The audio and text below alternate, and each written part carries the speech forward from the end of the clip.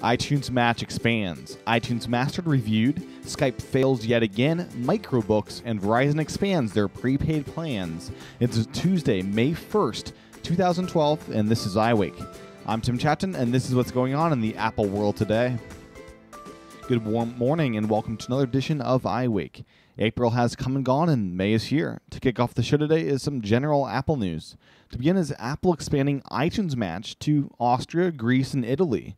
The expansion was done without any press release. It's covered by users that live in those mentioned countries, so there's no telling how many more countries may have gotten iTunes Match over the night.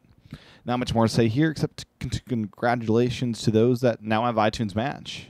Another iTunes news is Ars Technica doing a little review and study of iTunes Mastered and see if it really sounds better. According to the site, we enlisted Chicago mastering service engineers Jason Ward and Bob Weston to help us out, both of whom were skeptical that any knob tweaking could result in better iTunes listening experiences. We came away from the process really blown away. We came from this process learning that it is absolutely possible to improve the quality of compressed iTunes Plus tracks with a little bit of work. That Apple's improved compression process does result in better sound. As mentioned earlier in the year, this is me talking here, I did listen to The Love Supreme by John Coltrane in the iTunes Mastered version, and it sounds great. It sounds much better than the version I bought before that, and it's a very cool thing that Apple's able to do this kind of magic with music, and I can't wait to see how it moves forward, how more and more record labels adapt this kind of technology into their releases for iTunes. Last up today, in general Apple news, is Apple emailing developers about Gatekeeper and the developer ID that is launching with Mountain Lion. I received this email as I have a free developer account, not a paid one. So here's, according to the email, some text from it.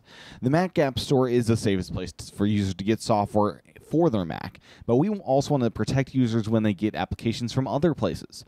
Gatekeeper is a new feature in OS X Mountain Lion that helps protect users from downloading and installing malicious software. Signing your apps, plugins, and installer packages with developer ID certificates lets Gatekeeper verify that they are not known malware and have not been tampered with.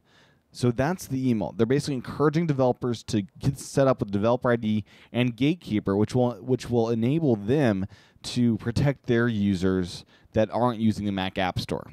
I personally would love to see every app distributed through the Mac App Store, as it's just an easier and more elegant solution, but there will always be a need for content outside of that App Store for things that just don't fit with the terms of what the App Store needs to do. So I'm excited for Gatekeeper and hope more and more developers can get their apps updated for it.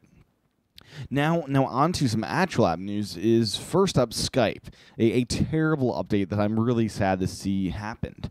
So according to the release notes, version 4.0 includes the ability to move your own video preview when you're on your iPad, so you can move your preview around. The app auto restarts if unexpected shutdown happens, improved accessibility, improved stability, new sign-in screen, other minor UI improvements, and bug fixes. So the first thing here is I would not call this a 4.0. What about this is major? Nothing here is major. As mentioned in this before this update is a terrible update. The minor UI improvements that they say are minor are actually deprovements.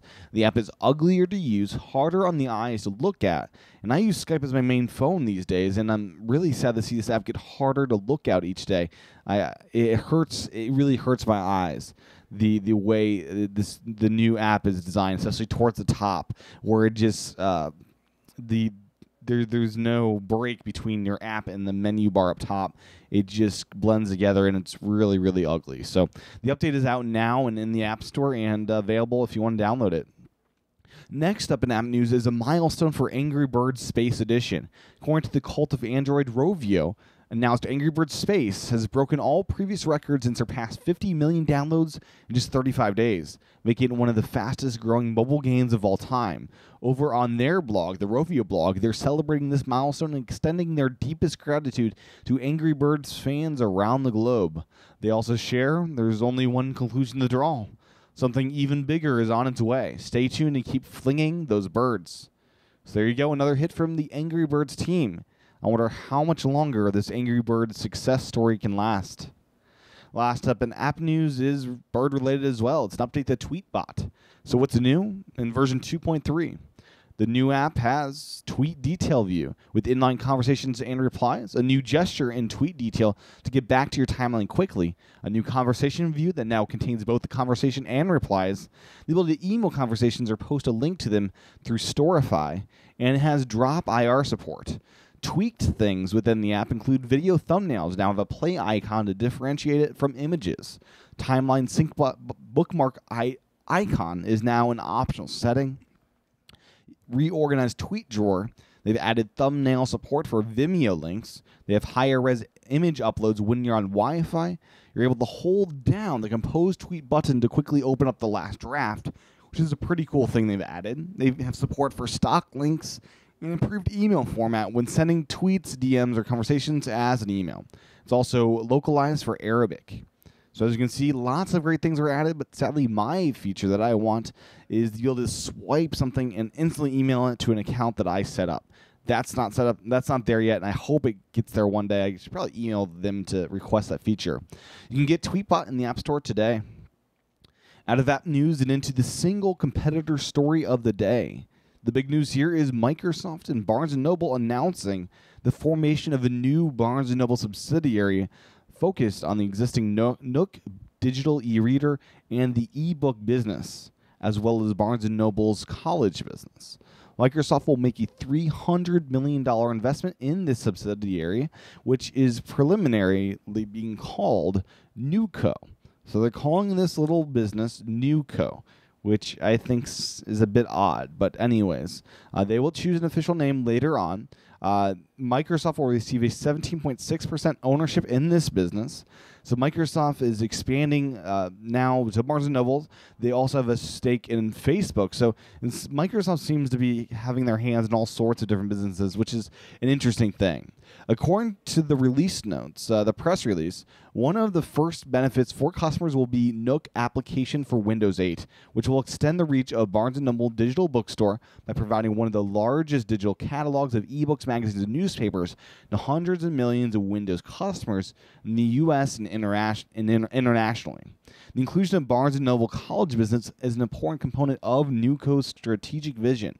Through the newly formulated business, Barnes & Noble industry-leading Nook study software will provide students and educators the preeminent technology platform for the distribution and management of digital educational materials in the market.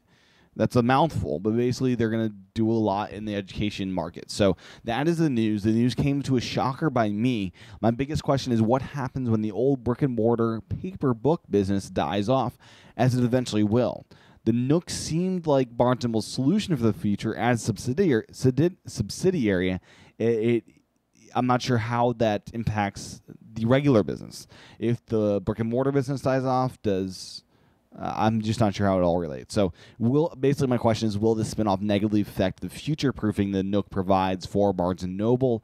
I don't think it does, but it could have that side effect. So only time will tell what really happens here. In the one mobile phone story news of the day is Verizon, now offering a $80 prepaid plan that offers unlimited calling, texting, and 1 gigabyte of data. A pretty solid plan for those that want this type of service. There are a few catches here. You'll need to use a Samsung Illusion that costs $170 to use with this plan, so you can't use any old phone. You'll be limited to 3G data speeds, and as I said, you can't use an iPhone with this. A good start from Verizon, but finish it off by letting customers choose whatever phone they want. Perhaps you limit it to 3G speeds if you do that, but let us choose the device, and we'll choose the plan. Verizon is also offering a prepaid LTE mobile hotspot with 3 different prepaid mobile plans. $15 gets you 250 megs of data for usage within a single week, which is kind of lame when you consider the iPad does that over a course of a month. $60 gets you 3 gigabytes of data, which is very lame as well as the T iPad gives you $30 for 3 gigabytes of data, which is LTE as well, so double priced there. And $90 a month gives you 10 gigabytes of data, which is equally a ripoff as well. So there you go. These are the deathly expensive data plans Verizon is passing off if you want to be a prepaid customer. They start today, May 1st. Closing out the show today are a few odd and end stories. First up is B&H promoting LaCie's 2 big Thunderbolt series hard drives with a free Thunderbolt cable. The 2 big models included in the promotion are the 4 terabyte system at $569 and the 6 terabyte system at $714. Thunderbolt cables retail for $49, so the savings here are not insignificant. If you are in the market for a high-end storage solution from LaCie, give B&H a visit. Last of the day is a new court ruling that will block UK ISPs from going to the Pirate Bay. Or should I say, it'll block people using those ISPs from going to the Pirate Bay. So the Pirate Bay is being blocked in the UK. There's no word yet on when the block will start or if there will be an appeal here.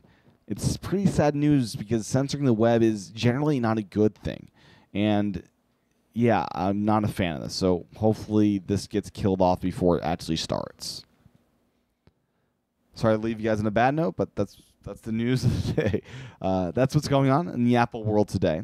If you like this show, and I hope you do, please head on over to iTunes to leave a review of the show. It's been a long time, very long time since I've seen any new reviews there on iTunes. So if you are one of those people that hasn't done that yet, head on over to iTunes, search for iWake, spend the 2 minutes and write a review. Let me know, Just share your thoughts about iWake, why you like to listen to every morning on iTunes. So iTunes, search for iWake and leave a review. Also, head on over to youtube.com/TCHATEN to view my videos. iWake is now a video podcast as well as many other things I produce. Also, head on over to my new website, applepredictions.com, if you want to stay up to date with what my thoughts are as to the future of Apple. So those are the final words for the day. Join me tomorrow for another edition of iWake. Have a great, great day and an awesome May month that we're heading into. I'll talk to you guys again real soon. Aloha.